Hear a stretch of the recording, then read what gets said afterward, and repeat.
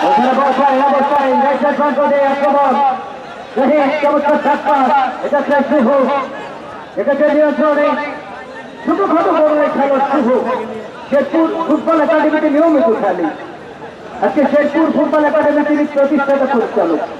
আমাদের বগুড়া জেলা যুব দলের সহ ক্রীড়া বিষয় সম্পাদক অনেকগুলি মাঠে খেলা তাহলে একমাত্র টিএমপি করার কারণ আজকে এই শেরপুর ফুটবল একাডেমিতে তিনি প্রতিষ্ঠা করেছেন আজকে যার প্রতিপক্ষ গাইবান্ধা ফুটবল একাদশ এতগুলো মানুষ যে ফুটবল খেলাটা দেখার জন্য আসছে প্রাণের খোরাক এই ফুটবলটা দেখে আজকে বেশিরভাগই দর্শক কিন্তু 80 থেকে 70 বছর ওই তারই কথা মানুষ বলে দেখা যায় আগামী